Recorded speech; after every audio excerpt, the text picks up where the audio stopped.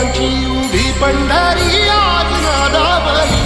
तुझे नाव ओती तुझे रूप ध्यानी जीवाला तुझी आस गा लागली. जरी बाप साऱ्या जगाचा परी तू